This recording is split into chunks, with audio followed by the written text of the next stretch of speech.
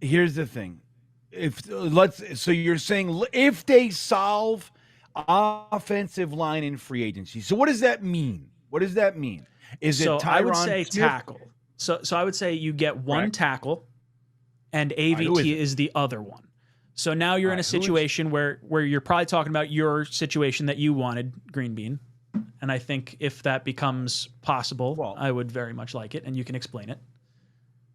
Well, let me rephrase. Let me make sure. It's not what I wanted. It's what I think we're getting. Okay. There's a slight difference in that. It's what I think I'm hearing when I see all this AVT flexibility talk. I'm hearing AVT at tackle. I mean, maybe I'm off, maybe I'm wrong.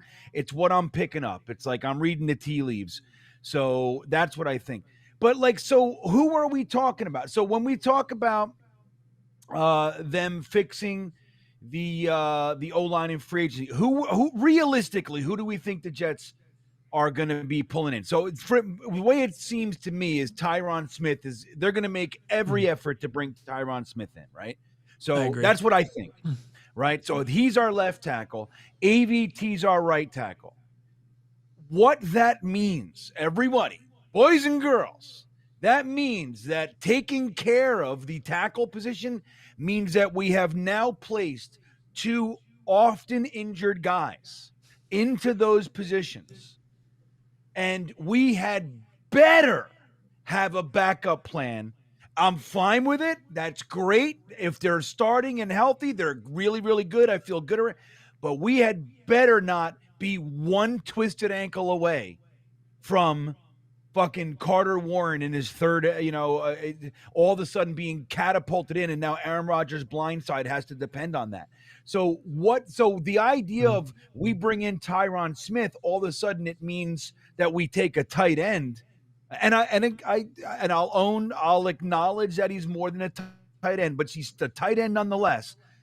That all of a sudden we switch gears and go to a tight end at pick 10, I think that is a foolish and very, very short-sighted way to look at this, and ignoring 2 straight years of perpetual issue. So I would rather see them, like the idea of bringing on Tyron Smith, like Matt has said for the past few weeks. He hasn't played a full season since 2015. So let's say you get 8 to 10 games out of him.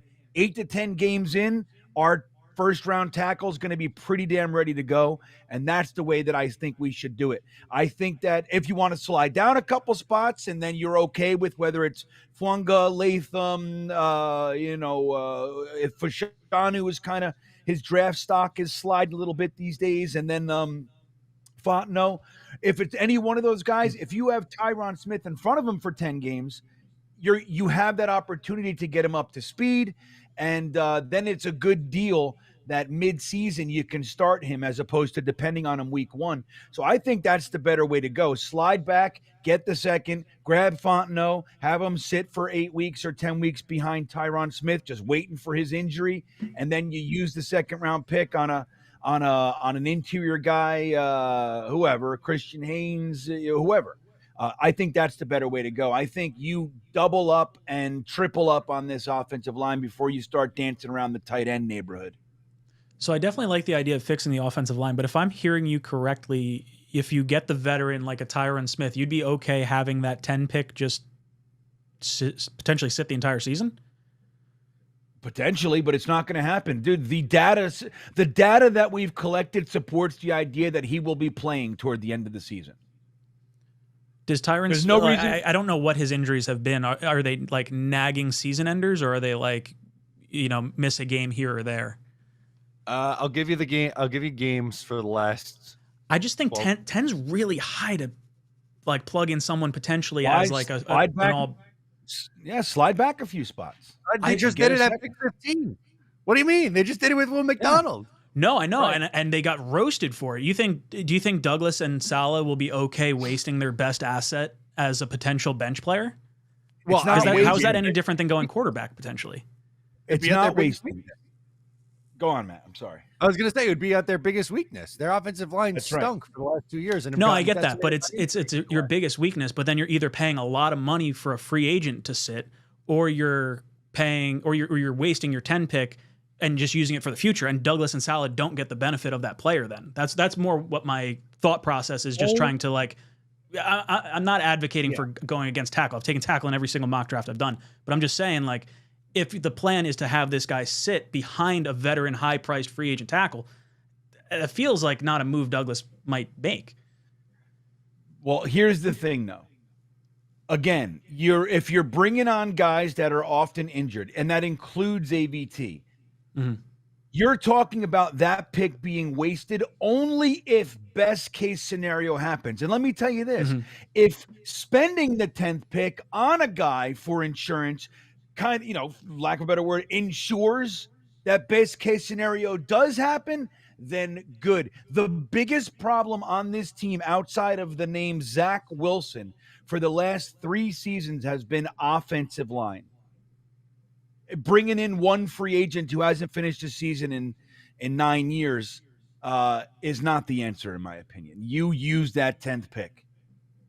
Do you have any faith in Warren developing at all, or like? Because for me, the value in bringing in a Tyron Smith or a Bakhtiari or someone that's a veteran that's not going to be here that long is so we can develop Carter Warren.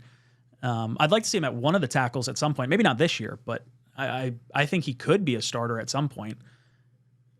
Like ideally in my head, I want AVT at guard. So I would take the tackle at 10, and then if one of your tackles gets hurt, then AVT becomes the break glass in case of emergency tackle. Like that's the thought process there. And then you still have Carter Warren developing, and if he takes the next step, then you don't move AVT and Warren is able to plug in. I was just, playing out the thought experiment, I guess, of what Douglas and Salah may consider. It's interesting. And they may, but I think it's foolhardy, man. We've had one really big problem outside of quarterback. Quarterback's been the biggest problem in my opinion. I'll maintain that forever because I watched entirely too much film where the offensive line, as bad as it was doing enough, and the quarterback couldn't do anything.